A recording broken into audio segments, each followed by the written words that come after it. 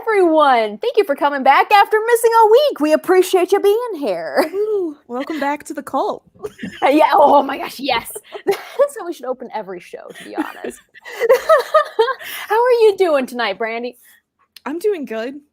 It's been an interesting 2 weeks. But you Fun. know. Yeah. How about you?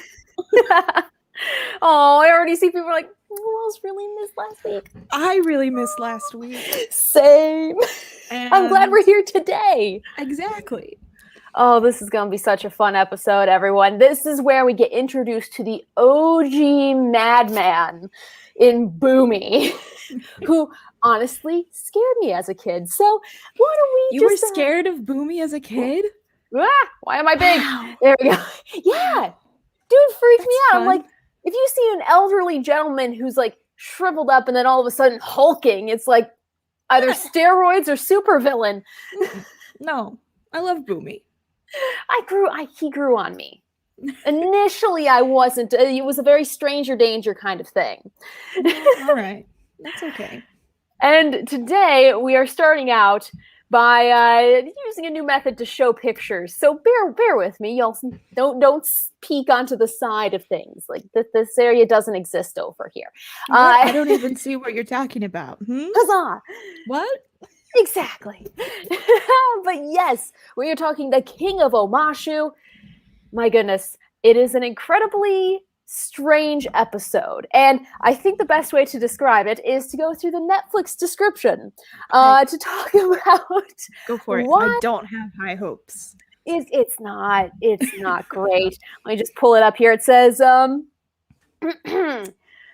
and Katara must again indulge Aang when he drags them to the Earth Kingdom city of Omashu, another favorite hunting ground of his youth. Okay. That makes, like, maybe 5 minutes of the episode. Okay, so last week, well, the week before, 2 weeks ago, last episode. How about that? Yeah, I like that. I figured it out, guys. I said that I would write a synopsis for the next episode. So here's what I wrote. Do it. Oh, yes. Okay. On another one of his escapades, Aang brings Katara and Sokka to Omashu to experience the city the way he did 100 years ago. Things go awry after cabbage vandalism, and Aang must think outside the box in order for them to leave the city. I think that is a great description. You should work for Netflix. I mean, hey, Netflix. No, I ain't doing much. It encompasses every aspect of the episode without giving something away. Like, you should. Have you thought about a side hustle in writing captions? I'm always looking for a side hustle. So if someone from Netflix happens to be watching, if Rapunzel or William or Brianna or anyone who's watching happens to work for Netflix, just pass along the word. So yes, even Rapunzel definitely agrees. So much better. Yeah, and it took me, I mean, this isn't a flex or anything, but it took me literally 2 minutes to write. Oh my gosh.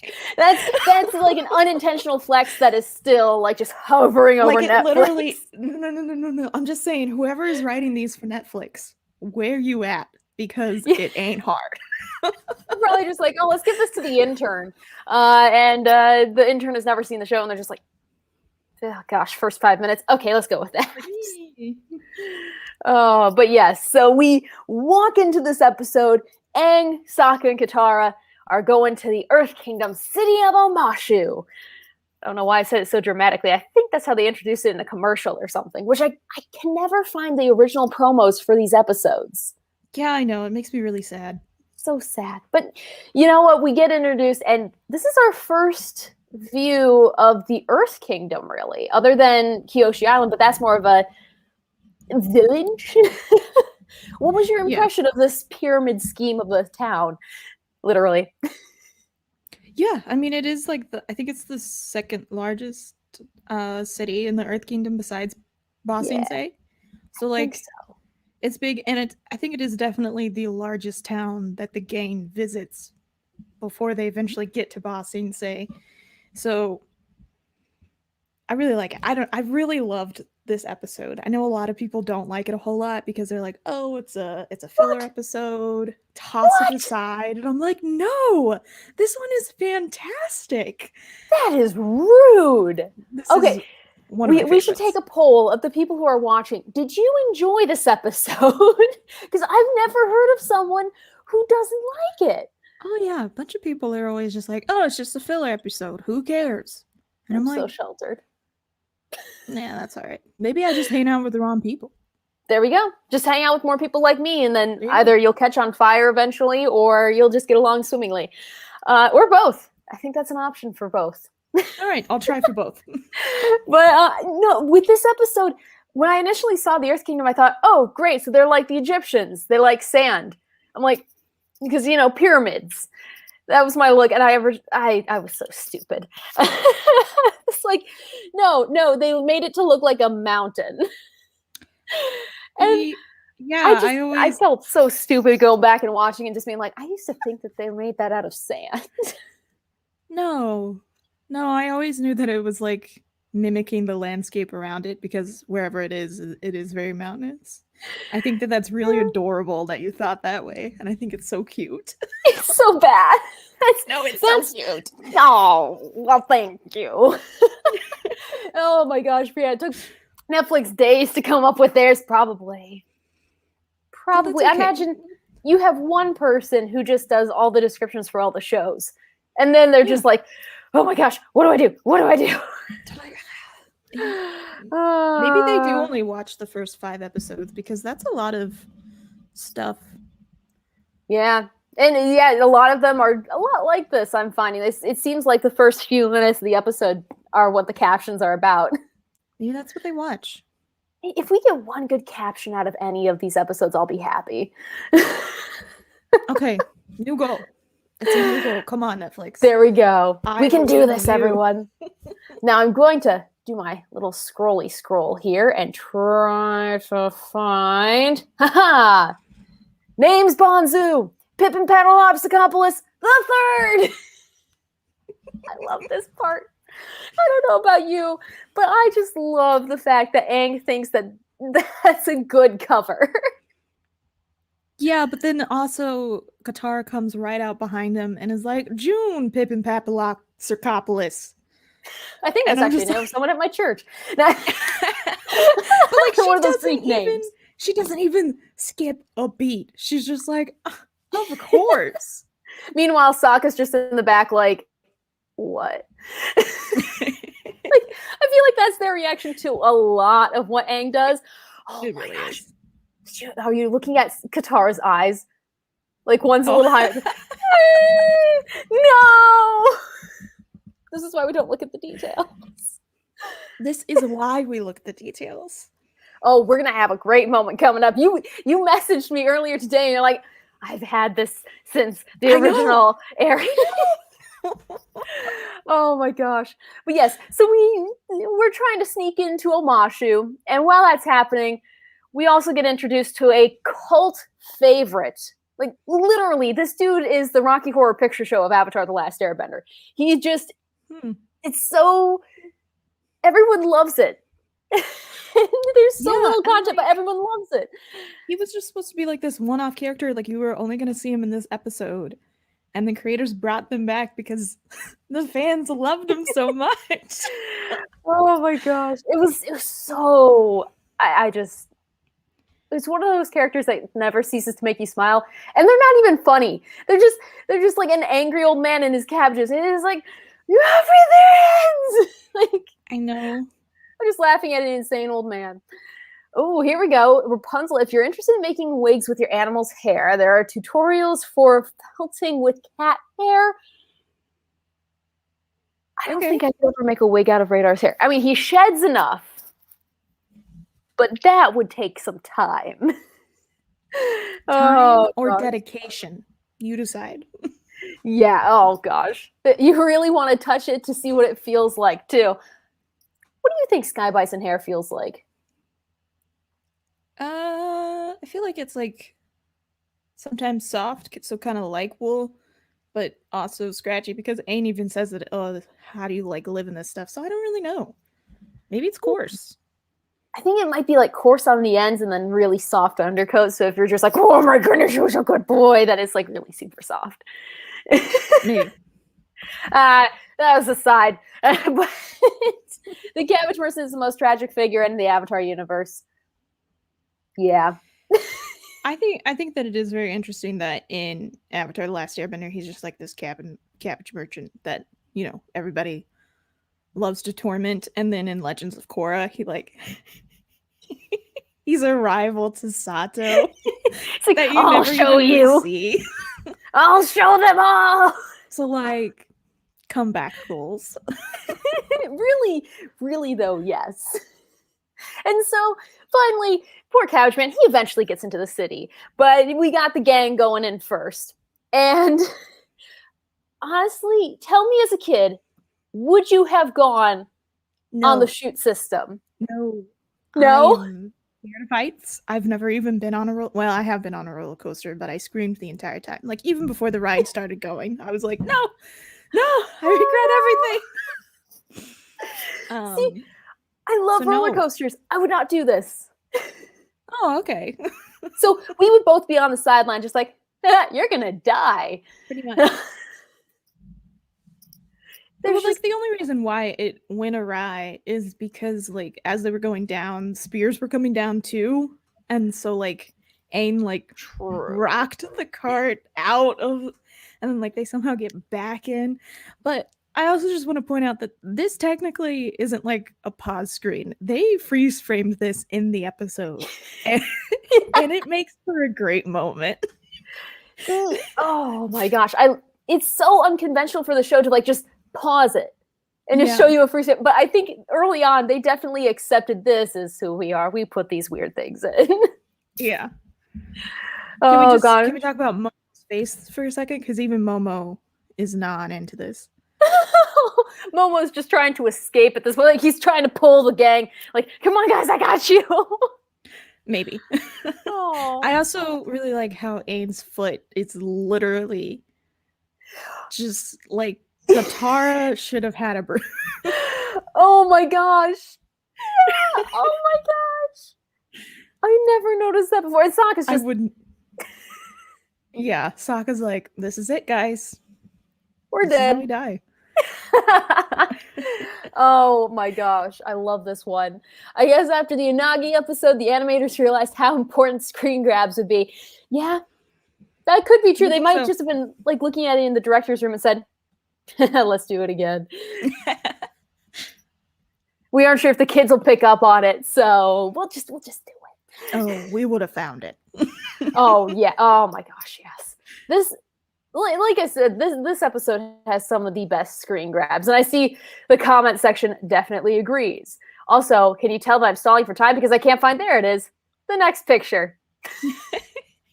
So I think what's interesting is that like before he even got into the city, the guards were like, rotten cabbages, you're not gonna be let in, and they like catapult his cart over the edge to where I could only assume is like it's destroyed. So did he like enter in the city and buy a new cart with some new cabbages, or did he like walk down that mountain, was like, I'ma show you rotten cabbages, and like hauled it back up the side of the mountain? Like these are the questions that I want to know the answer to. I don't know why, but that made me think, what if like he went into the city? Like it doesn't make sense if when he screams, my cabbages, but what if he just went up to another cabbage vendor in the city and just started stroking their cabbages? Like, no, I think it's more like he walked up to another cabbage merchant. He was like, I'm gonna make your day. And he just slapped down some gold. He was like, no questions asked. And the other cabbage merchant is like, of course. Oh my gosh, it would make sense. He's like, all right, fine, I'll just jack up the prices a little bit. I'll still come out with a profit. And then that's why he's so upset, because he's only had this cabbage cart for maybe 2 seconds. Oh my gosh, that is my new headcanon. And it's his second cabbage cart that's been destroyed of the day. Did we just make a fan theory? Because I want this to be. Oh my gosh. If I ever meet the creators of the show, that is the question I'm going to ask them. We'll have a special episode where we're just asking questions about the Cabbage Man. Dive into his family history. And I could totally. I think, who was it? It was either, Brianna. We got more backstory for the Cabbage Man in Legend of Korra than we did Sokka. And that just hurts. It really does. That is some truth right there. The man forced his way into the main story there. Cabbage Man wholesale bought them. That is what I accept now. Wholeheartedly. Mm-hmm. Yep. Oh my gosh. And that's why when the cart gets destroyed by the Gain and they're like in front of Boomy, he's like, off with the heads. I can't take this no more. Nope. One head for each head of cabbages. Revenge. And if you just look at the screen grab here. This is another great one. You got the poor Cabbage Man, but then just what is going on? I feel like that's this what is fantastic. One of the lesser known screen grabs. I was pausing it to get my cabbages shot, and then I just zoomed in and I thought, man, Katara's face is going to be jacked up. I know. She has a bruise from Aang's foot earlier, and on the other side, she got another bruise. I'm also pretty certain that Aang's back is broken in this scene. Holy crap, yeah, he's like a triangle. My gosh, Aang!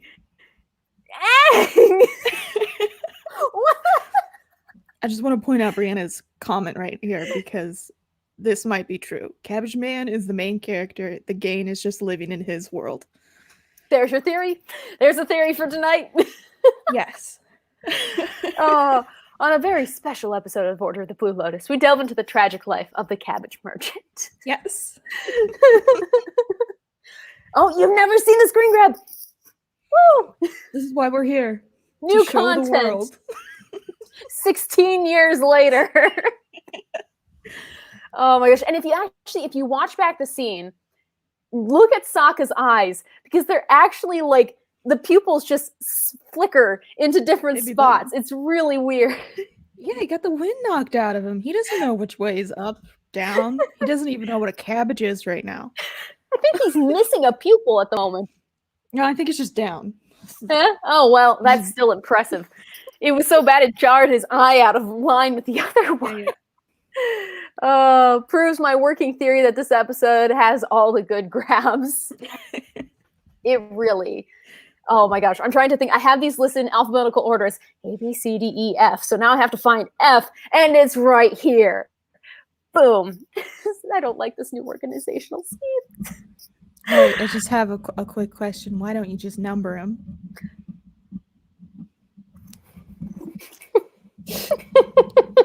Oh, gosh.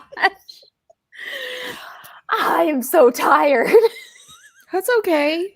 Okay, next week, the number scheme. Let's see if it works out any better.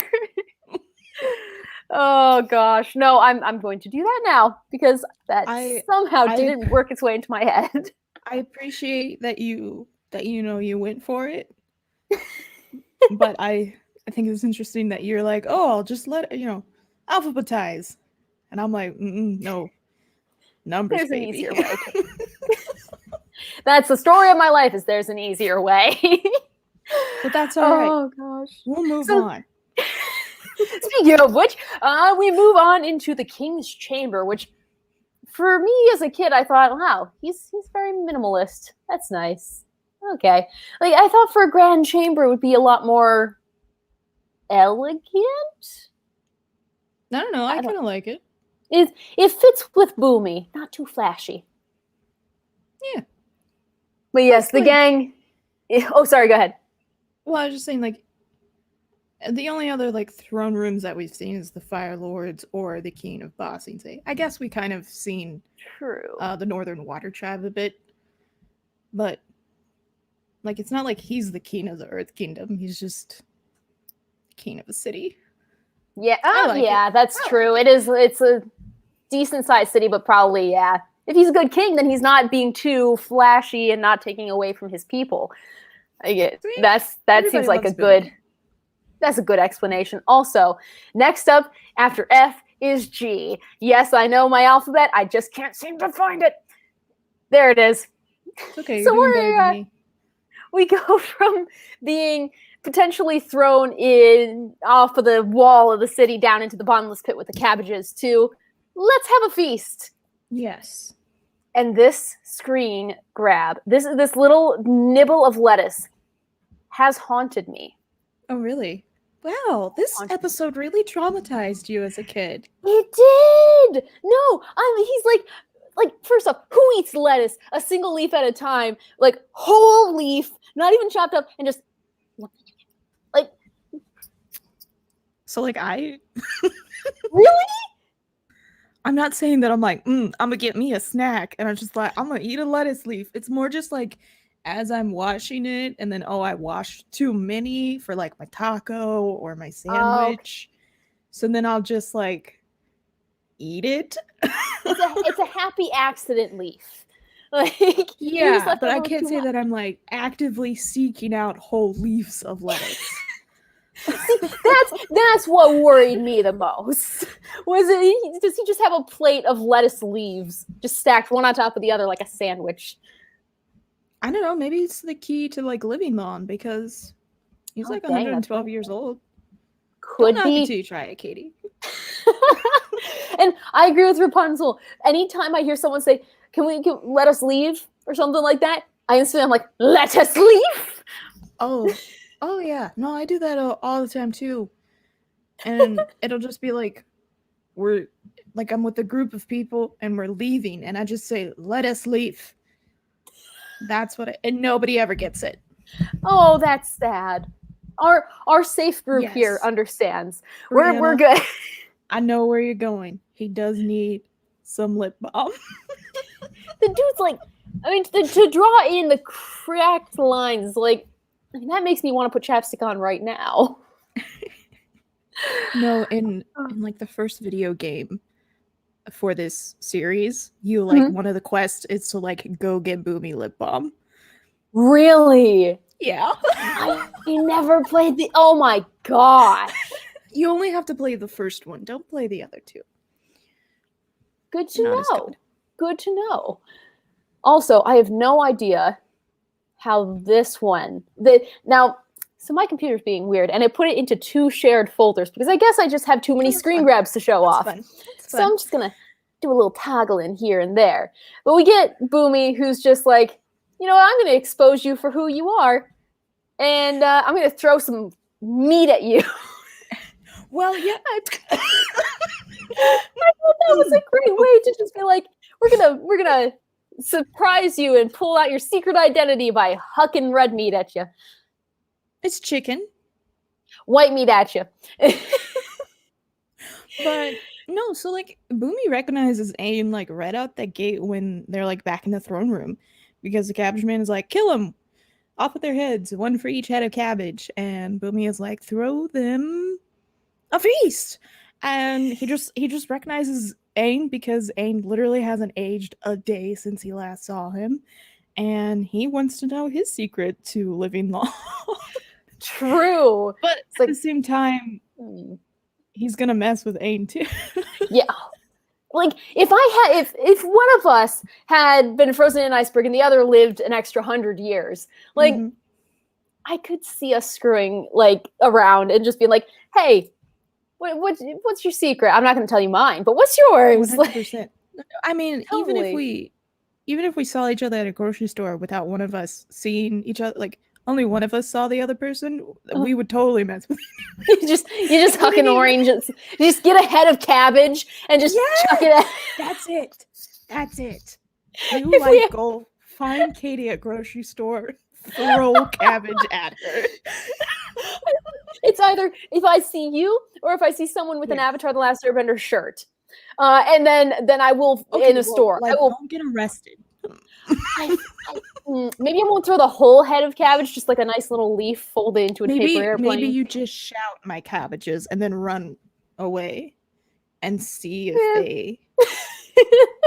I don't know. I like to live a life on the crazy side of things. So you can post my bail.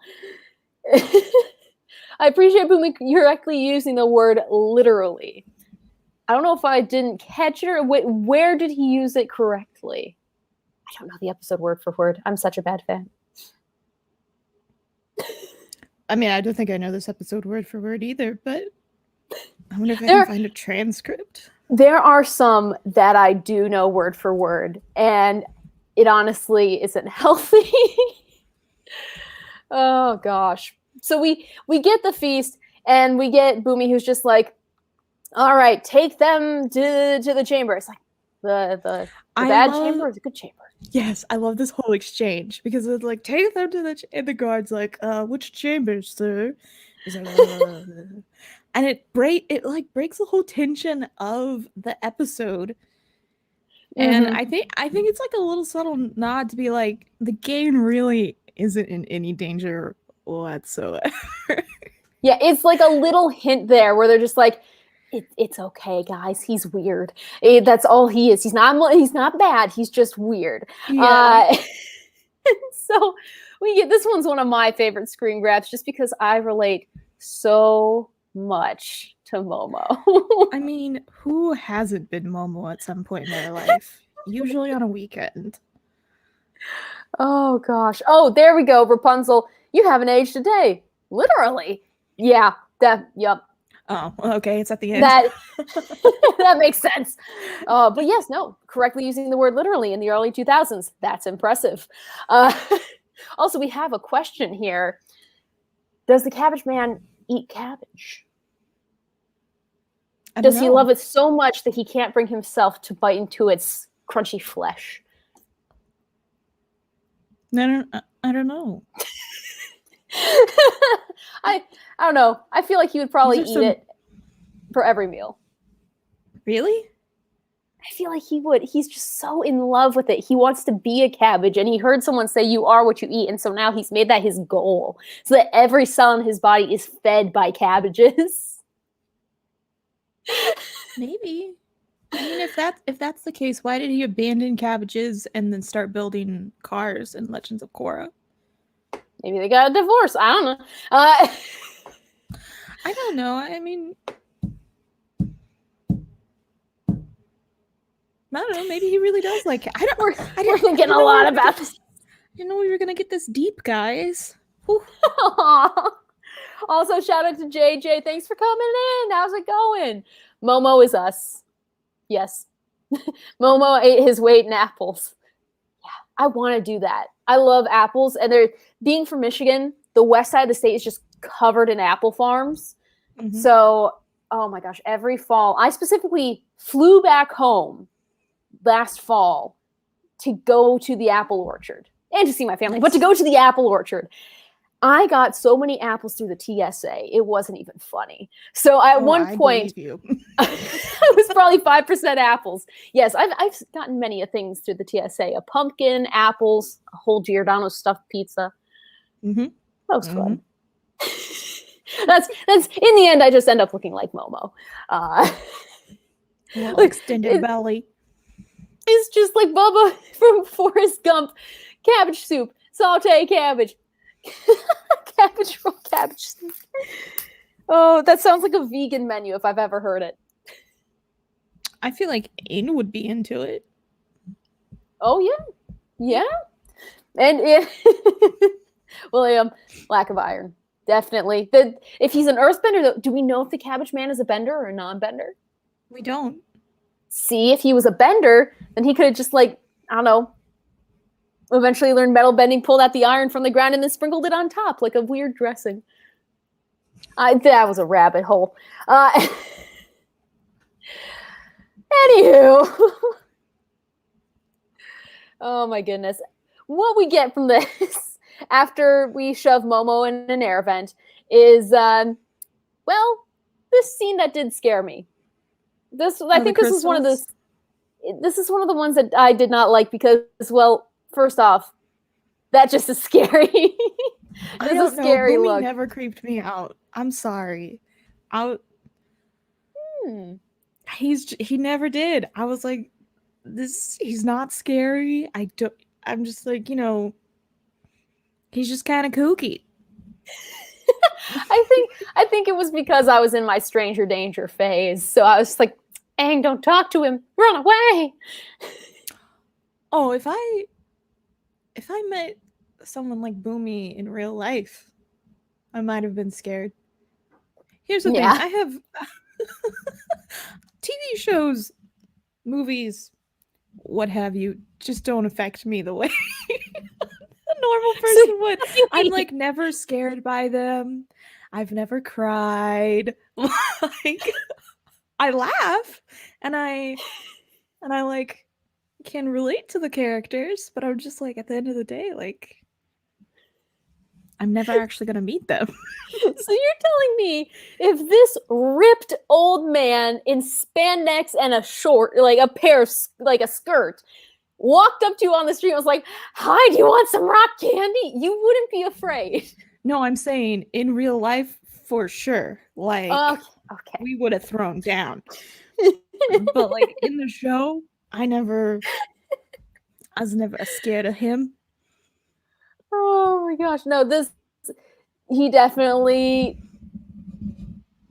when he and Aang are just staring each other down, I'm like, yeah, no, I'm not about this, and we're gonna avoid this at all costs. And then he's like, oh yeah, I'm gonna put this like ring on your friends, and it'll slowly kill them, like eventually. I don't think suffocation kill, and such. but encase them. It's implied. It is implied, but still. Oh, that my first instinct, if someone put a ring on me that was made of like a gem, I don't know why, I would lick it. Like, oh, and then you would have known that it was candy. And then yeah. Like, it feels like a Sokka sort of thing. Like, oh, I can't get this off. Let me just like. Oh my gosh, it does. Yeah. Maybe it's like an acquired taste. Perhaps. So he licked it and he was like, yeah, maybe that's it. I'll roll with that. Also, Troy, yes, what is this channel I'm subscribed to? So many random fandoms? Yes, it's because I was tired of being mistaken for the anime channel. So we switched over to so many random fandoms because honestly, my fandoms make no sense. Everything from Doctor Who to Good Omens to My Hero Academia to Gravity Falls. Let me just look at my pop vinyl figures. You got Marvel, you got Harry Potter, you got Yu-Gi-Oh, you got Pickle Rick. Like, there's a lot on this channel. So yes, it's a random. We changed it up, and I'm excited. Also, Cabbage Bender. Would that fall under waterbenders though? Because they're mostly made up of water. I think it would just kind of be like the swamp benders. The swamp benders can make lettuce come to life. So I guess in that sense, does that just mean that waterbenders could really just bend any vegetable? Or fruit? I mean, we can bend human blood, so I don't see why they can't just make a carrot do a little. Ooh. Just chucking tomatoes at whoever looks at you weird. Side eye, tomato. Sass, tomato. You got a waterbender with a utility belt, and it's just different types of fruit. Also, I'm ashamed to say this. What's a drip? Yeah, so this is where our old or sheltered life really, I think it just means that like he really rich or something. Yeah. He got that look like. We could be really wrong. Brianna, can you give us a definition? Yeah. I'm not entirely sure. So I think it's just like cool. Like, I don't know. Boomy be shrugging. All right. I see Boomy. But he does this old man thing, and he uses his soldiers kind of as the, okay, Aang, we got the muscle here. They're putting the rings on. You go and do these challenges. Mm-hmm. And the entire time he's more just like, well, until the final challenge. He seems like just a crazy kook and not a threat. Yeah. And I don't know. As the episode builds, I felt more unnerved once we got towards the battle scene. Like, I didn't like him to begin with the whole creepy vibe, and then it just got worse. But for now, at this point in the episode, I was comfortable just accepting he was a crazy old man. Okay, yeah. I mean, I think, you know, watching it for the first time, I was like, you know, oh, he's crazy. And I just remember thinking, he's crazy. William, I'm not typing it. That's okay. That's fine.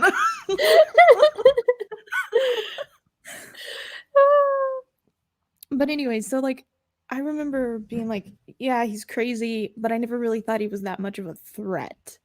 Okay. Like, I just kind of was like, you know, Aang will eventually think of a way to get out of this, or he will, at the end of the 3 challenges, let them go, or, you know, something like that. It's just a matter of Aang thinking his way through it quickly enough to save Katara and Sokka, because those crystals really do grow like really fast. Because like even by the time like this scene happens where he's trying to get the key, like it's already like covered their whole hand and like up to their forearm, and I'm just like, woo, it's happening fast.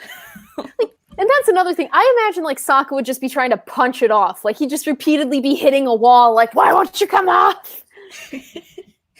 Maybe, or yeah, I guess you're right. I guess they really do just like accept their fate. Like this is fine. Aang will figure it out. It's all right. Also, worried. Rapunzel brings up that good point. Vegetables absorb minerals too, so there you go. I guess they could both be. You could have a vegetable war. And thank you for the accessories. Good to know. Also, yeah, Rapunzel, Boomy Dooby doing those shoulder shrugs. Gotta build up that like bridge. We get to see this fight scene, which not necessarily a fight scene. It's more just Aang versus water at this point. Yeah, but it's cool to see the thought process of Aang and the trial and error. I think that was one of the things that, as a kid, I appreciated. Was I was trying to figure out what was going to happen along with Aang. Mm-hmm. So that was definitely. I do have one question. How did they get the key up there? Maybe they have a water bender that they keep for these situations? Well, as I asked the question, I was like, I guess you could have just like earthbend the water closed and then hunted and then opened it back up. It's not as hard as I thought it was going to be. Yeah, I guess. Oh, actually, yeah, that does make sense. Never mind. And honestly, yeah, that's probably a good enough explanation for me. I'm gonna let you explain this one because y'all have a history with this screen grab. So, this is the first screen grab that I ever took of this show. We were just rewatching it, because this is one of the episodes that I did rewatch quite a lot because I liked it so much. And like the way that I remember, I had paused it because like my mom told me to do something, so like I got up to go do it.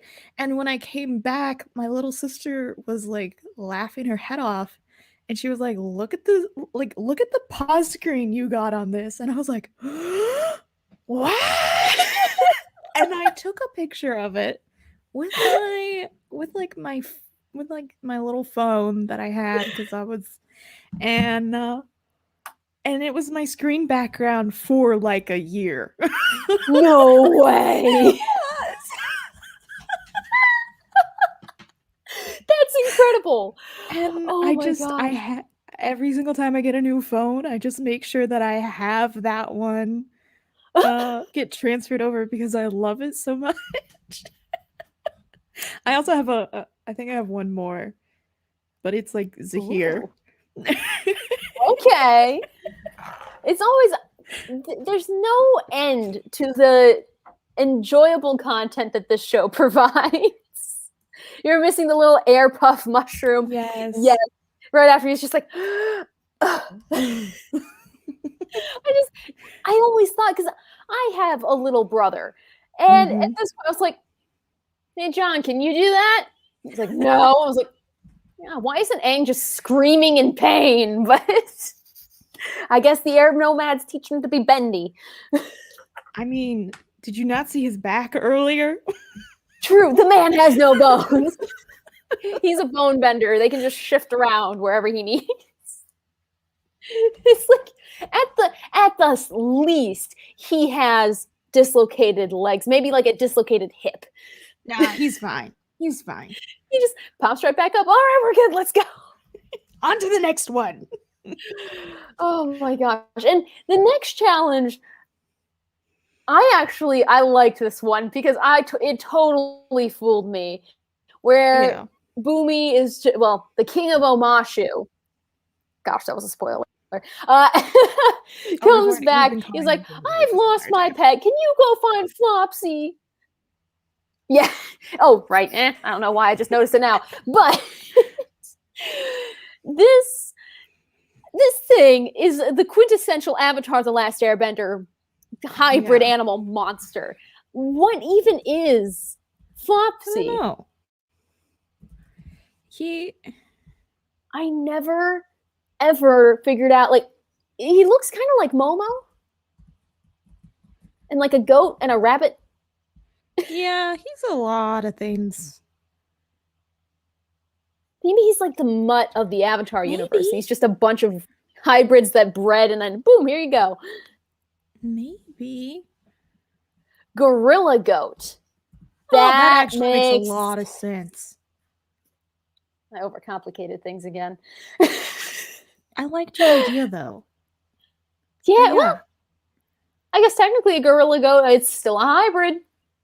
So, but yeah, with the fangs, the tusks coming up, that definitely gorilla vibe with the muscular and then the goat ears and the horns. So we'll go with that.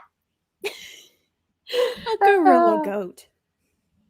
That honestly would be a terrifying combination. I would be afraid for my life. Oh, goodness. But yes, we get Flopsy, and then finally we come upon the last challenge. And Aang gets his choice of challengers. I want to know why they have these murderous-looking vigilantes just hanging around Omashu. Just to pop up for show. I mean, they're in an arena, so like maybe they already have kind of like an Earth Rumble 6 thing in Omashu. So maybe they're just like on their it's their day off. The king calls. He's like, hey, do I got something for you? And they're like, we ain't doing anything. And so you want to try and kill a kid? And they're like, just another Monday. And they just come into work, and they're like, let's do this. Like, this little kid ain't gonna. They've already won in their book. True. Yeah. I mean, anyone with a weapon like those definitely could easily win. Also, I like this idea. Ba Sing Se just has a bear. Why doesn't Omashu have an everything? And yes, also, I don't want to think of some of the hybrids. I think that could get really, like, imagine a snake bred with a centipede. It's a snake with a ton of little legs. Okay, I don't know. Like, that scares me for some reason. Okay. I don't know. Like a python with legs. But they would just be tiny little legs. It's not like it would be like...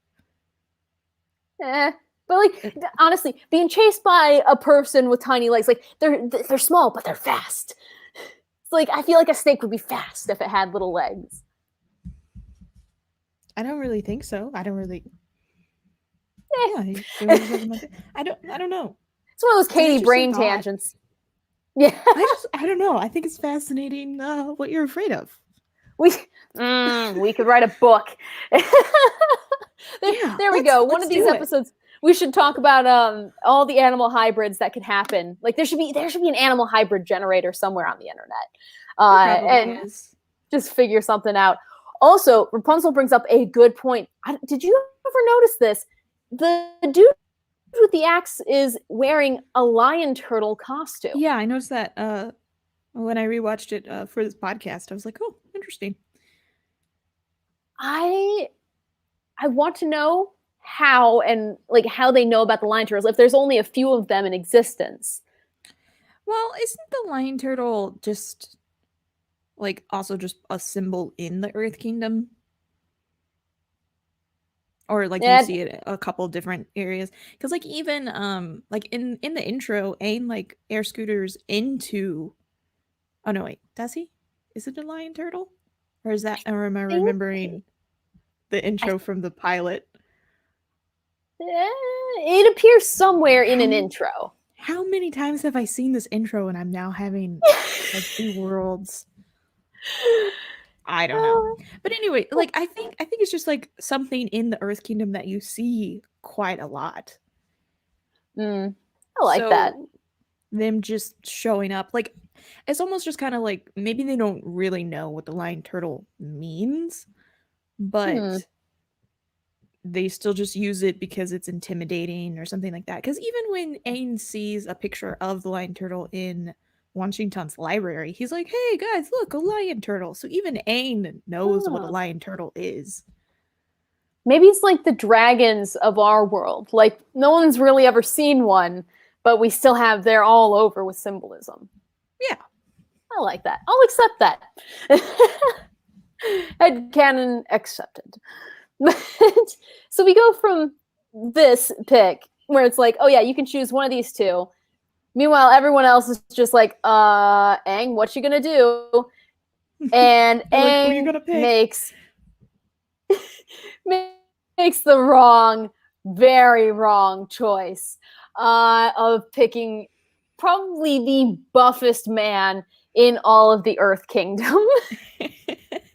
Like this, you look at that. He is staring you in the eye. No wonder Aang reacts like that. He's like, oh, that was my reaction as a child. Axe instead. Yeah. And then just there's another golden screen grab there. Aang's trying to process. That has some Milo vibes right there. Yes. Oh my gosh, yes. Also, notice how like his eyebrow now extends up into his tattoo. Like that's some eyebrow game right there. Yeah, it is. I can't arch one eyebrow, so I don't know. But I try as much as I can, but it just ends up being like yeah, it just ends up being Aww. Also, Brianna, could the lion turtle be a family crest? I imagine there's probably a family in the Earth Kingdom who was like, dibs, and pulled the lion turtle. 100%. Yeah. It's probably, honestly, that could probably be the king's seal. Like that would work. If it's royal and rare. Elegant. But speaking of elegance, this is not it. Sorry, go ahead. I was just gonna say, like, the creators originally weren't gonna have Boomy have abs or anything like that. Like, he was just gonna be this tiny, frail old man, and they were just like, you know what would be hilarious if this guy was buff. And they liked it so much they were like, let's go with it. He's funnier with abs, they say. Like the dude, he's easily got a six-pack there. The belt covers up the lower part. It was like he's got abs, he got the pecs, he got the neck. Like, man alive. And Rapunzel, yes, the armpit hair. This is easily one of my favorite crazy old men in TV show characters ever. Okay, but like, who is also on that list? I'm just curious. Well, you got the crazy old men, mostly talking about like in Star Trek, where you got McCoy in The Next Generation. Who else? Now that I think about it, there really isn't that much of a list. The Doctor from Doctor Who technically is a crazy old man. 900 and however many years old. And this could just be because I've been thinking about the movie a lot this past couple of weeks. But Boomy kind of gives me like Doc Brown vibes. Yes! It's the hair. It's the hair. hair. I think it's also just like the craziness and like crazy, but also kind of smart. And yeah, so all I could think about was Doc Brown when I rewatched this episode. Just all around chaos. Yeah. So now I want like a fan art. So if you can draw, please make this for me. I need Boomy to be Doc Brown, and I need Aang to be Marty. And if somebody can make that for me. Yes. Oh. If somebody could make that for me. If someone you were will to ever do, we will show it. We will promote it. Yes, please. Oh my god. Yeah, there we go. Donna's granddad, Wilf from Doctor Who. You got Miyuki's human. I like that. I don't even remember her name if she had a real name. It's just Miyuki's like human. That lady. And technically, Iroh's more on the sane old man, but when we get to it, there is a screen grab that is a thirst trap, and holy cow. What? Yeah. No, where are you going, there Katie? is one. I was looking up, Avatar: The Last Airbender pictures and stuff, and I just pulled it. I was like, this has no right to be this way. And we'll get to it. Who? I'm so confused. You know what? I'm not going to limit it to an age group. No. I'm saying, who is it a picture of? Oh, Iroh. A thirst trap for Iroh. Before he got buff in the 3rd season? No. When he got buff. We're talking like he got the roll in his mouth. He's doing the one-arm pull-ups. Just like, okay, I understand. Yeah. But I was just like, I wasn't there, and I was just picturing like Iroh with his dad bod, and I was like, Katie. I mean, if that's what you Katie. Like, that's okay, but I was just confused on why you were like, it's a thirst trap, but I'm like, I'm not getting it. Oh gosh. Then I remembered literally the 7 episodes where he's buff, and I was like, this makes sense now. Yes, it's one of those ones. I was so confused and worried. No skipping ahead, because oh my gosh. We end up with this awesome battle, and Aang does a really good job, but then Boomy just goes and pulls this. Like, also, look at those leg muscles, man. Look at that. Oh my gosh. I wish I could be as buff as this 112-year-old man. It's sad. It's really sad. But what did you think about the battle as a whole? This is...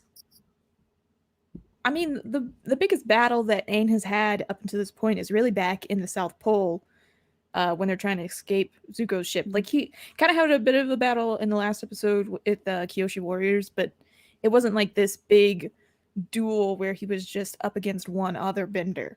And so I feel like this really brought a good energy, and I love it. Like, it still gets me excited rewatching it, remembering it when I first saw it. It's a good duel. And that's why I don't understand why people don't like this episode, because I'm like, what isn't there to like? Exactly. Well, and this is one of the things that I really like about the episode, and Rapunzel brings it up. Aang did create a tornado and did a slingshot maneuver for that rock. I don't have the screenshot because I couldn't find one that was in good enough definition. But I will point out, if you go back and rewatch the episode, Aang spins the tornado the way that it's supposed to spin in nature, which is cyclonically, which is counterclockwise. And I always look at that when I look at tornadoes in shows, because majority, over 90% of tornadoes spin cyclonically, that counterclockwise spin, and everyone screws it up. This show didn't, and I was so happy. Check it. Nice. Oh my gosh. That was my favorite part of the battle. And also, it's like, yeah, sure, they're going hardcore, but I don't think Boomy would have, let a single, metaphorical hair on Aang's head go out of play. Like, he wouldn't actually lay a finger on him. Yeah. I think what's also great about this battle is, like, Bumi is taunting Aang the entire time. Like, typical Airbender evade and, you know, stuff like that. And he's really, like, driving home the point of why he made Aang do all these challenges. Mm-hmm. Because he's just trying to teach him something. And I think that that's really good. And when you first watch the episode, you don't get it, but when you rewatch it, and then you think about it way too deeply, the way that I do, you're like, wow, this is great.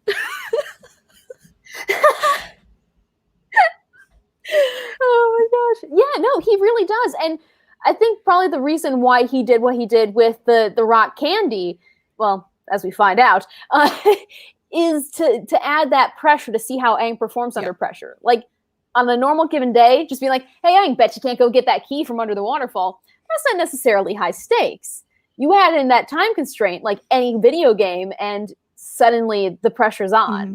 So it definitely felt like a real test. Whereas if they hadn't have put Katara and Sokka in danger, which some people are like, you didn't have to do that, it was kind of pointless. It's like, no, that pushed it along.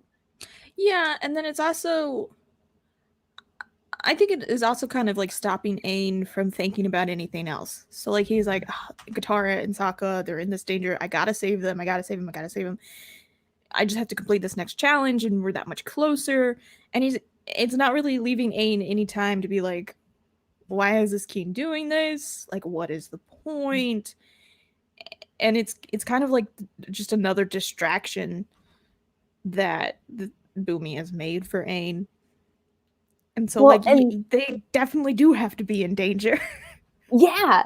And at the end, just, you're done with all these challenges, and then he finally does have time to think. And that's the final challenge is, all right, figure out what is my name? Which, that line, so deadpan, just, what is my name? Killed me as a kid. I still laugh at it so hard. Oh, really? Because it's like, you expect some grand saying, and it's just like, what is my name? And he just disappears. It's just, bye. It's so funny to me. I don't know why. But the thought process here, when Aang's like, oh, none of these challenges, like, they were all so different. And they were all unique and everything. I can't remember exactly what he says.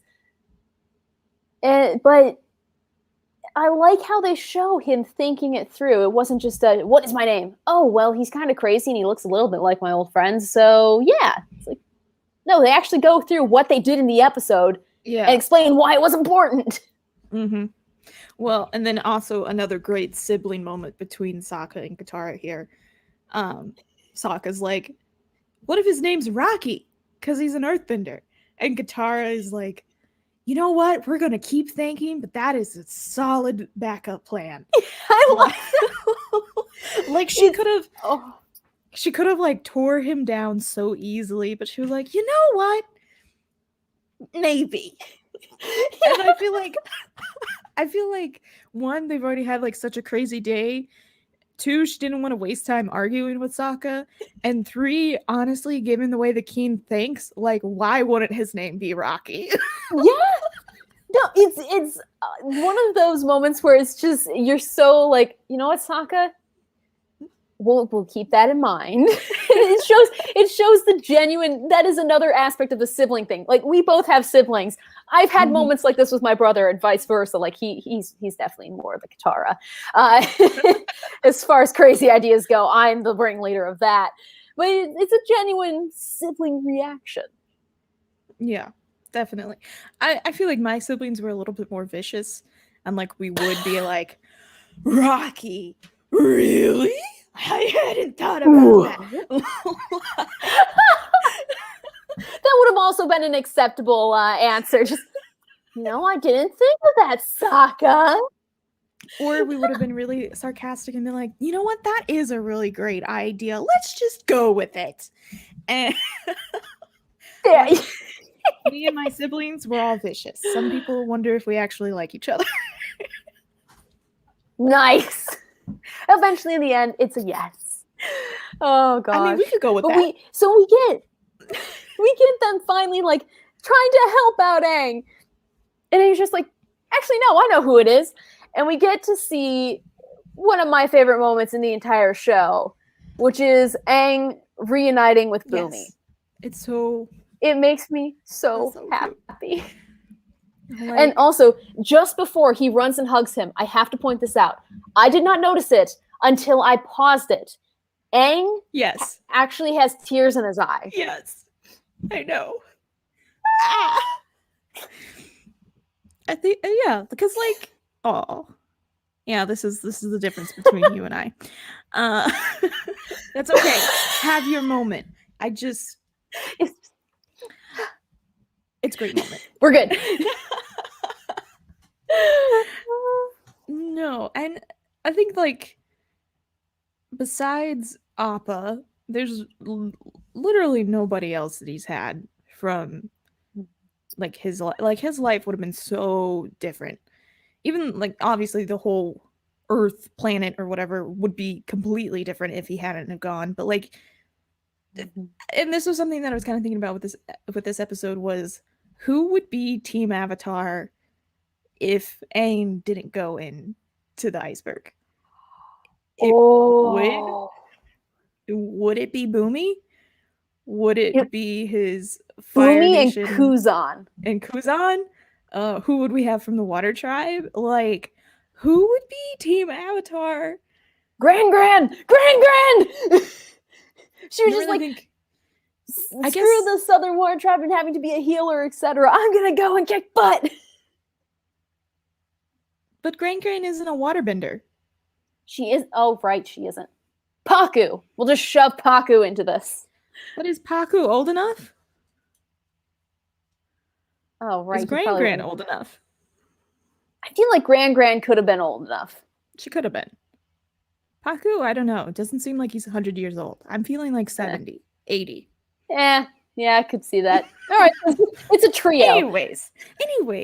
But like he's reunited with somebody who remembers the world the way it used to be. He's tear bending.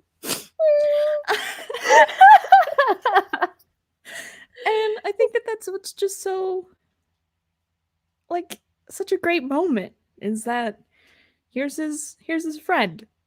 Like he didn't get Gyatso, but he got Bumi. Exactly. And honestly, I think that's the best thing is like imagine finding a friend from when you were little and reuniting, and a lot has changed, but you can still tell they're the same person. They're the same person. And that's what makes this hug so much better. Is just you're like, these are just two friends. And it's so sweet. Also, holy crap, Bumi's tall. Well, Aang is 12. There we go. True. But I feel like Bumi just is towering over him. Like he is easily when he straightens out his old man back, like he's gotta be double Aang's height. Oh my gosh. But we get this, and finally Sokka's just like, hey, not to rush you, but we're, being in case. What and about us? we get this reveal. This reveal got me. Originally, when I first watched it, I was like, it was rock candy this whole time. Because I used to eat rock candy. And it jacked up my teeth. That's why I don't like it when Bumi's just like, it's rock candy. Nom. It's like, oh, no wonder you're missing teeth. I just remember thinking, of course it's rock candy. Like, what else would it be? Of course it's like this harmless thing. It's so easy to get out of. And it like, if Aang could just earthbend a little bit, we wouldn't have had an episode. Yeah, true. Although this brings up a good question. Can earthbenders shape gems and precious gems? I would think so. I don't know why not. So then we need to see an earthbender jewelry chain, like Kay's is run by earthbenders. That I'd like to think that would happen. Oh, Paku and Gran, probably the same age, and then they're both 86 years old. Check it. Dang, Bumi looks better than them at times. Like Gran looks ancient. At least Bumi's built. Again, cold climate. Okay. Like, let's think about it. Give Gran the benefit of the doubt. Yeah, and she doesn't necessarily have the resources to constantly be doing pull-ups and push-ups and lifting weights. Also, I didn't notice this. The rock candy just disappears.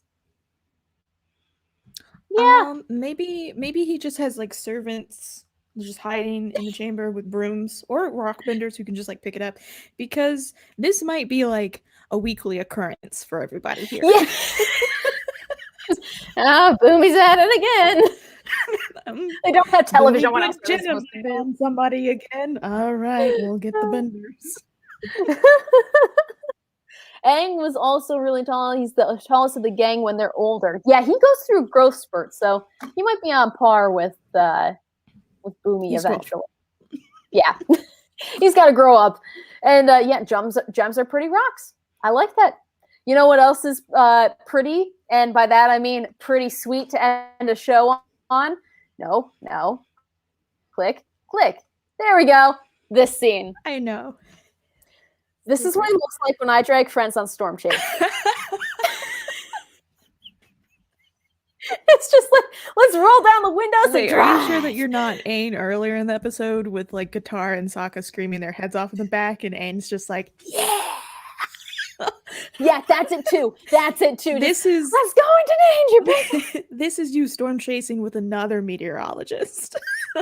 Yes. Oh my gosh. Yes. If you remember, do you remember Cameron Nixon from college? He was the guy with the really deep voice, and he was a meteorologist. The name seems familiar. I can't place a face. Well, long story short, anyone who watches my Chaser Chronicles, I did a couple of episodes on that on my channel. He's on it. And he came out here back before the pandemic really was a thing. And we went chasing together. Me and him and his buddy who has a diesel truck that sounded like a jet engine. And we were caravanning straight into the severe warn storm. And I'm pretty sure we both had that exact same look on our faces. Just, oh, incredible. But yes, that is all of the screen grabs I have. I do have some screen art. But before we get to that, we must talk fan theories. Do you have any for this episode? I do. It was a bit of a struggle to come up with fan theories this episode, because I was like, I wasn't aware of any, or I didn't really think of any and stuff like that. But then once I started looking, I was like, oh. So you're a connoisseur of fan theories. Just before we dive into that, I want to talk a little bit about the episode and why, like, some people, again, back to what we said at the beginning of our podcast, a lot of people don't like this episode because it's filler, and it doesn't, like, a great thing about Avatar is that their filler episodes usually mean something, like they advance the plot a little bit, or even have something with character development and stuff like that. And a lot of people are saying that there is none of that in this episode. And I'm just like, no, there isn't. And like, Boomy making Aang do these different tests, and like the theme of the episode is think outside the box, or think like a mad genius, or I can't really remember what they call it, but nevertheless, he wants Aang to think differently. And I think he wants to do that for a couple of reasons. One, the world is not what it once was. He says that at the end of the episode. You know, the world has changed dramatically in the 100 years you've been gone. Mm-hmm. And two, he realizes that Aang still looks the same. He's still 12. And so he's like, whatever has happened, whatever reason you've been missing, you are still thinking like an airbender. Mm-hmm. And you, in order to be the Avatar, you have to stop that. So like when they're battling, and Boomy is like, you can't just evade all the time, like you're gonna have to strike. I think that that's really important, because it is like Aang cannot fight like an airbender all the time. Yeah. And so I think that that's really important. And then the last point is just like, just think differently. Like, you are in a war, and you know, you're not going to be able to hold true to your air nomad upbringing. And I was reading a couple other things. So like, this wasn't my own idea. This was somebody, I think it was on Reddit. Somebody was like, maybe Aang only thought of a different way to defeat Ozai because of what Bumi taught him, to think differently, to look for different solutions. And I was just like, oh. And if that's the case, then this is like single-handedly one of the most important episodes we have early on. Yeah. Because it really does shape what kind of avatar Aang is going to be. I like that a lot. I know. I like it too. And so, like, don't sleep on this episode, guys. Like, is it a filler episode? Yes. But it's fun. It has a lot of great, like, comedy moments and obviously tons of great screen grabs. But it also has, like, a really important development for Aang. And maybe we don't see that right away, but we eventually do see it. And plus, like, he gets reunited with somebody from his past that he hasn't had. Like, all he has is Appa and Momo, basically. And we find Bumi at such a precious moment. So that's just, like, my TED Talk. And well, and you can even add on to that further by saying how later on in the series, you get Bumi to come back in several key episodes. So it's more of an introduction than a filler episode. Exactly. So to anybody who says it's a filler episode, you're wrong. There you go. But we'll go into fan theories now. I just wanted to make that point. That. So the first fan theory is about none other than the Cabbage Man himself. No way. Yes. Do tell. So this fan theory comes from Reddit. If you just search, I know, if you just search for like Cabbage Man fan theory, I think it's like the top one that comes up. Oh my gosh. And so the theory is that the Cabbage Man is a White Lotus member. What? Your face. What? It makes a lot of sense. It makes a lot of sense. Hold on. I am excited to see how you're going to convince me of this. Okay. So I had to make points. So hold on, let me pull up my points because there's a lot of points and they're all really good. Ooh. Well, while you pull that up, I must point out what Rapunzel said when Bumi is talking about you have to fight differently. And yeah, it's the same with the Fire Lord. You can't attack him head on, and you can't do it by avoiding and evading. So figure something out. And that does play back with what Bumi said. So the first kind of point is that the Cabbage Man is always finds Team Avatar. Or Team Avatar always finds the Cabbage Man. Like he keeps popping up in key locations. Okay. And so people are kind of thinking maybe they're following Team Avatar and is actually like keeping tracks on him for the White Lotus. Maybe.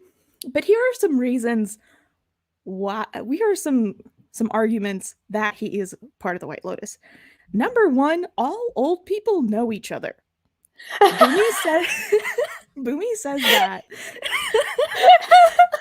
Bumi says that in like Old Masters. Where Sokka's like, you all know each other? And Bumi's like, of course we all know each other. Don't you know all old people know each other? So that's the first one. And honestly, I think that's the only one that we need. The second one is that he's well traveled, and so that he may actually be a messenger for the White Lotus, and he's carrying messages in between members. That's why he was in Omashu. Okay. And that's either why he's in Omashu or why he shows up in Ba Sing Se later. And that he's just carrying messages, which obviously they have to communicate somehow. Why not just hide as a cabbage merchant? Nobody's gonna suspect it. Alrighty. Third is again, he shows up in key places. So he shows up in Omashu, he shows up in Ba Sing Se, but he also shows up in that market and the waterbending scroll with the pirates. Right. Yeah. So maybe the reason why he was in Omashu was that he was going to go talk to Bumi.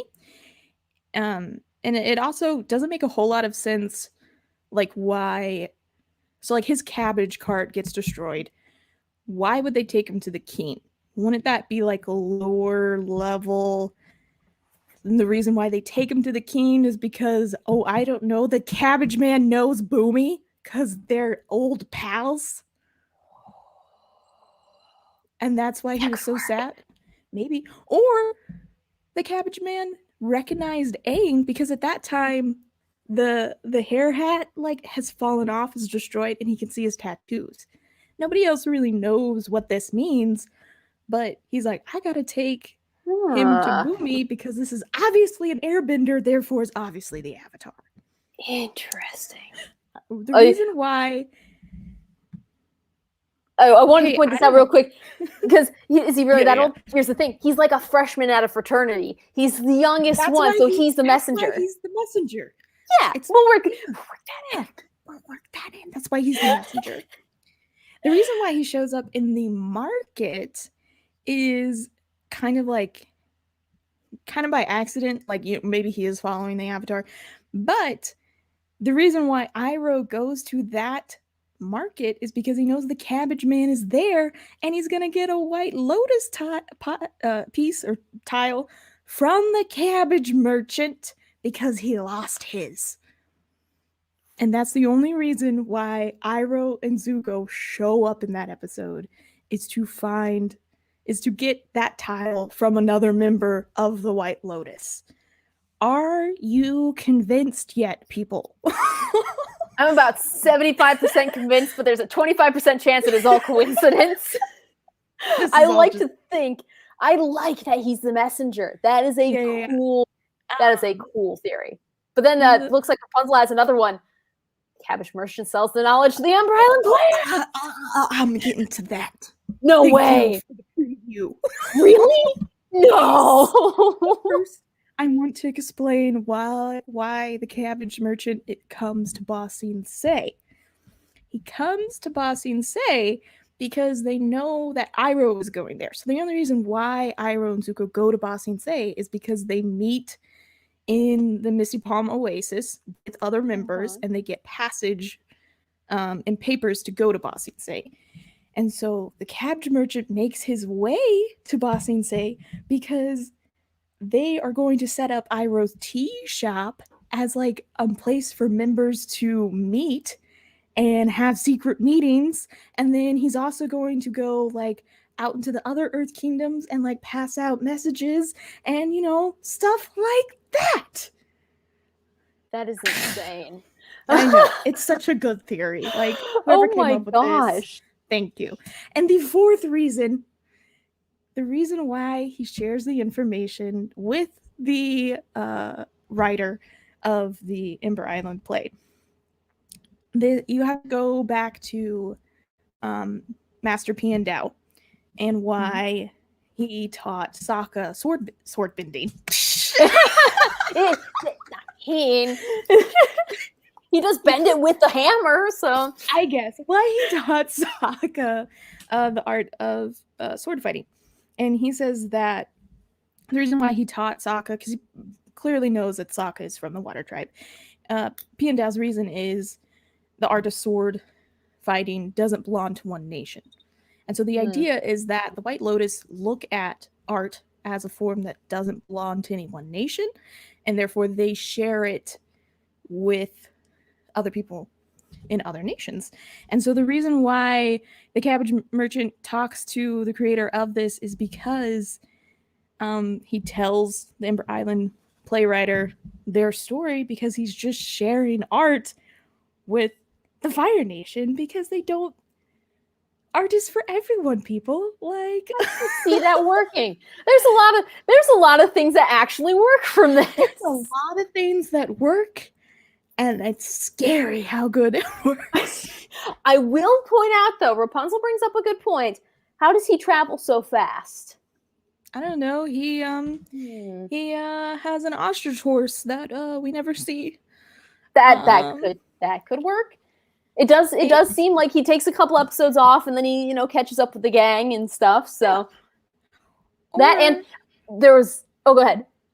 Well, I was just gonna say, like, him being away, Lotus member also maybe explains why he has so much cash to just keep buying cabbage carts. Exactly. And that brings up a good point about this question is how does he get his cart all over the world? I think he just pops into a town and is like, hey, let me buy all your cabbages. And like that would go with what happened in Omashu. Exactly. He just is like, you know what? No, I'm going to just give me your cabbage cart. And his cabbages get destroyed before. So like his cabbages get destroyed before he can even get on the ferry to go to Ba Sing Se. So then what does he do when he gets over to Ba Sing Se? He just buys another cart. Or he's super strong and he really does just have the same cart over and over again and he's just hauling it all over the place. I love that. Or he has a prototype of his car and no one believes it and he just drives around the world. I mean, the man clearly knows his engineering. So obviously. Oh my gosh. This is incredible. Just super smart and he's posing as your day-to-day typical cabbage merchant. And he's a master with the culinary arts. Exactly. His master class. Exactly. I can't believe how well this works. It's like scary how well this works. It was. I really loved that. The next theory and our last theory is why is Bumi king? Okay, I like that. Also, quick thing before we go into that. Thanks for tuning in, William. Go say hi to Mac for me. So why is Bumi king? So the reason we have to backtrack a bit. So Aang doesn't recognize Bumi as the king. He's shocked that Bumi is the king. So obviously when Aang met him 100 years ago, he either didn't know that he was royalty or Bumi isn't royalty. And I think Bumi isn't royalty. Here's the reason why. Okay. Yes, Omashu is the largest city behind Ba Sing Se. So them having a king makes sense. But there are no other kings that we know of in the Earth Kingdom. Villages just have like an elder, or they have a governor, or what have you. And so I think Bumi isn't a king. He's just like a lord or a governor, or maybe even a military general. And he's just like, you know what? I'm your leader. So guess what, y'all? Y'all are going to become the king. And everybody was just like, you got a problem with that? I don't have a problem with that. Do you really want to fight him earthbending style? Because he's like the great... No, I don't. Okay, cool. We're not fighting him. We're just gonna call him king. Everybody just agrees with it because Bumi wants to be king and Bumi gets what Bumi wants. Oh my gosh, it makes sense. Yes. Another reason... the reason why I think he's more of like a military leader is because Omashu's main export is weapons and like supplies for the war effort. And so the city, I think, is kind of more structured as military. So that's why I kind of think he's like the leader. Plus, like, he's the best bender. And stuff like that. So in times of war, who are you going to go to? You're going to go to your best fighter. And who was that? That's Bumi. So Bumi was either elected, appointed, or, I don't know, just beat up the biggest like earthbender in the city, and then we're like, all hail Bumi, and he's not actually a king. Okay. He's just like a governor. I can dig that. Or, also like they're so far away from Ba Sing Se, it makes sense. You have an adjunct king. Yeah. It could be. Although I like Bumi just being like, nah, I don't like being a general. That just sounds too stiff. Let's go with king. I really like the idea. And then another reason for this is the first test that Aang has, Bumi is like, what do you think of my new outfit? And like the outfit isn't any different than the one that he wore previously. It's just purple. And so I think Bumi was legit just like, you've never seen me, and when you met me, I was just a peasant, but look at me now. So what do you think of my new outfit, my best friend Ain, that we met when we were 12? Wink, wink, nudge, nudge. And like, it was Boomy was already like throwing him a bone to be like, I am Boomy, just answer it.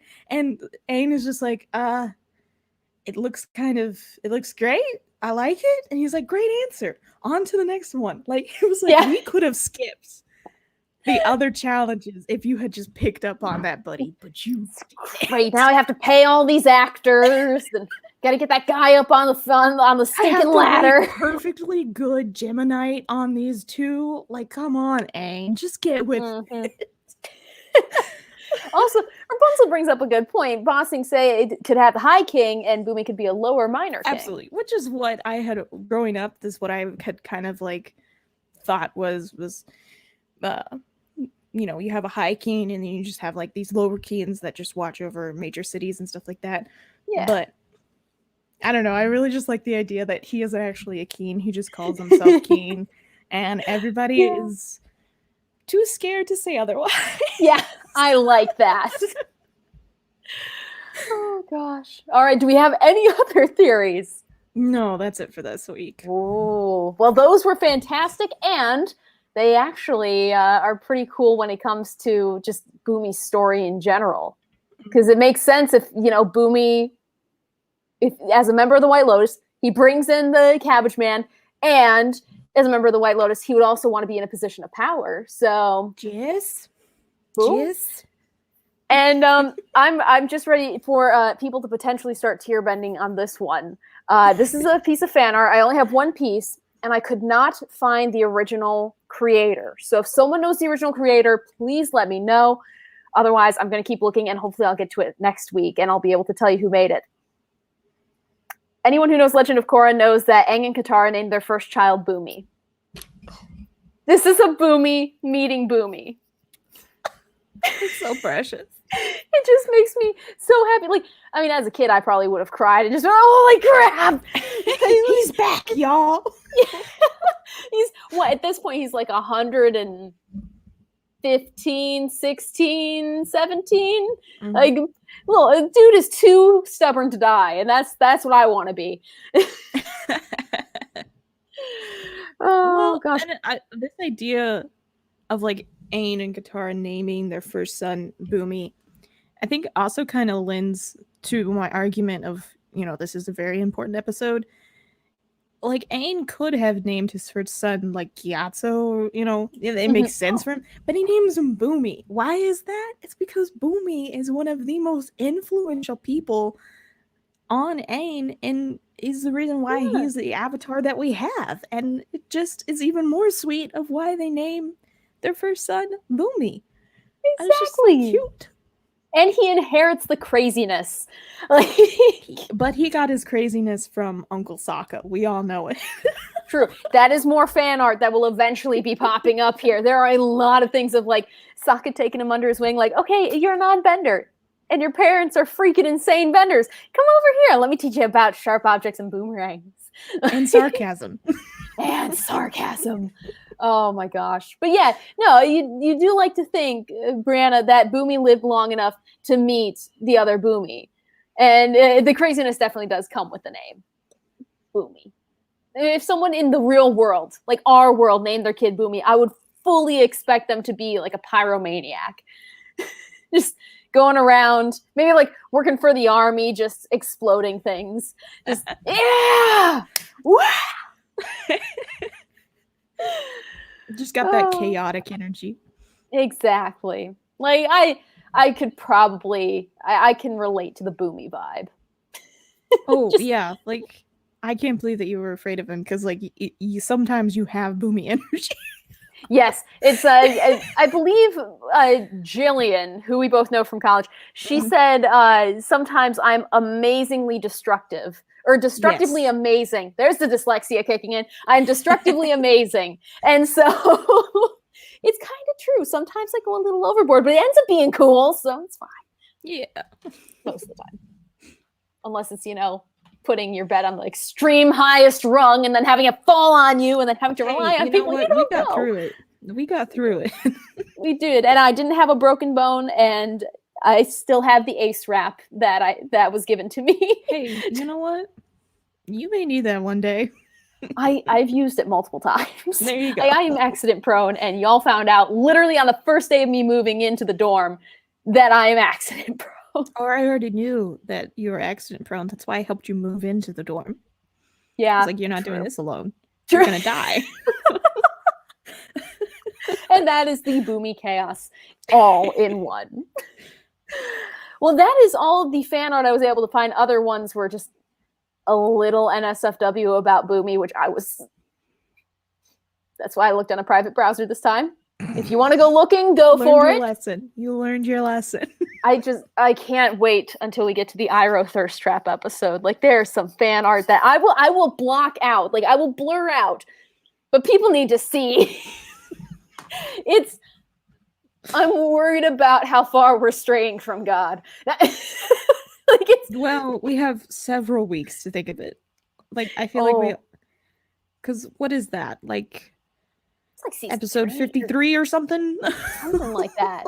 Yeah, we got time for anyone who's watching. Yeah, Brianna, Rapunzel, JJ, if you want to write up some fan fiction, draw some fan art. William, too. Go for it. We'll just add it to the growing pile. Don't forget about Boomy being Doc Brown and Aang being Marty. Yes. Just please. It's got to happen. This actually might already exist. But if it doesn't, and you know how to draw, please do it. Yes. Oh, and thank you guys for all being here. Next week, we are covering one of my least favorite episodes. Really? You don't like Imprisoned? I hate Haru. You hate Haru? He's a wuss. But yeah, we'll get into this. This is a little taste of what's to come. Yeah, I can't stand that episode, so it'll be good to watch. I can't say that it's like my favorite. And I can see where you're like, Haru is a wuss. Yes, he's definitely one of the more sensitive earthbenders that we've seen. But wow, I can't wait for the discussion, y'all. Oh, and that mustache. Gonna be good. Ooh, do not get me started on this. When Haru I was excited for Haru to come back, and then he had that stupid mustache, and I was like, we can. If I was a wax bender, I would have literally taken like hot wax, stripped down his face, and then ripped it off. Okay, all right, you're done. Fire Lord now. Let's go. Then we got that out of the way. This episode and the Jet episode, we're gonna have some talks. Don't like Jet. So, you don't like Jet. Okay. I would kill him if I had the chance. You don't. I mean, it's already been done for you, sweetie. True. You don't need the chance. It's already been had.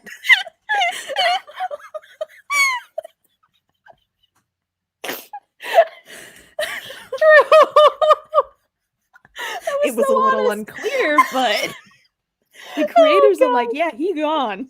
Oh my gosh. Well, see, he wasn't gone soon enough. Okay. Well, I'm talking like, yeah, definitely before he even gets close to creating his. I can't wait. Yeah, it's gonna be great, and we'll save that for that. Also, we do have one last little. Haru is such a beautifully well written character. I cannot believe you could say that about one of the cornerstones of the whole Avatar universe. I'm glad that you followed up with this message. But notice that it was in 2 separate messages. True. Notice the art form that's going on in the chat. It's quality. Our chat is one of the best chats, easily. And shout out to everyone who was here. Brianna, Rapunzel, let's see what else. I got to scroll back through. William, we had JJ on here. I think we saw a little while ago. My gosh, I'm scrolling. There's so many comments. Thank you guys for putting up a conversation. It's one thing for us to just be geeking out. Like, that's just a normal day. But when we add in a whole crew, like, y'all make it so amazing. And Rapunzel knowing what Flopsy is, like we would have still been questioning. So thank you. Exactly. You saved us the problem of a Google search. So that is much appreciated. And we had Netters on here. We had Troy, just everyone. Thank you guys so much. And we're going to be back next week. And that one's going to be a fun one. I can already tell. I can't wait. I'm going to find so many fan theories about Haru just to tick you off.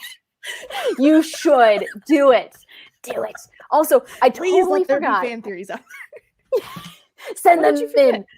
I have one thing to show you guys. We talked about it earlier today. For anyone who's into Funko Pops, there was an announcement. I have to cover the Funko news. They're doing another wave of Avatar Pops. So I'm excited, but at the same time, like, I ain't got money. Exactly. It's a struggle. But we have different. Oh my gosh, why is that me? No, get off the screen. Get off the screen. That's okay. There we go. But yes, we have Ozai. We have Suki. We have Ty Lee. We have Aang. We have one of your favorites. We got Zhao. I'm so excited for Suki and Zhao. And he has the bag with the koi fish. And I'm like, oh my gosh, that's how you know it's a villain. Like, he's just like, I'm just and then holding a dead body here. There's even more. There's like tons of exclusives. There's an exclusive May. There's an exclusive Blue Spirit. There's the Chase variant. Like, let's see if I can find and pull it up here. Yeah, so we have metallic Funko Hollywood. So if you're in Hollywood, I guess you can get it. If you're like the rest of the country and you want to stay the heck away from Hollywood, then whatever. We got the Amazon exclusive, glow-in-the-dark Zhao. I'm excited about the Blue Spirit one. Yes, me too. Like, if I don't get any of them, but just the Blue Spirit, I'll be happy. Yes. Oh my gosh. And yes, you really want the Ty Lee one and the Suki one and May. I'm interested to see if they do a series 3 and maybe pull out, say, a Boomy or a buff Uncle Iroh or a Haru. I will buy that perfectly, like just to boil it in oil. Looks like it's boiled in oil. I will make that into a TikTok and I will post it. But it's a Haru with the mustache. Oh my gosh. I would paint over it and then boil it in oil. But yes, if anyone's interested, they are doing pre-orders right now if they haven't sold out. So not the exclusive ones, but just like the regular ones, go pre-order them on Walmart because they're actually the cheapest. I just kept looking to see where you could pre-order them while I was at work instead of actually doing real work. And they are the cheapest at Walmart. So go do that. Spend all your money because it's a cult. We're in a cult, guys. Just join the cult. Join the cult, Avatar: The Last Airbender, and order the Blue Lotus. All right. Well, that is truly everything that I had. And this was a great episode. Thank you, Brandi, for always being here with the clutch fan theories that really make you think. I mean, thank you for always pulling all those screen grabs. And I mean, you do the real work. I just look at the internet for an afternoon and I'm like, that's interesting. That's interesting.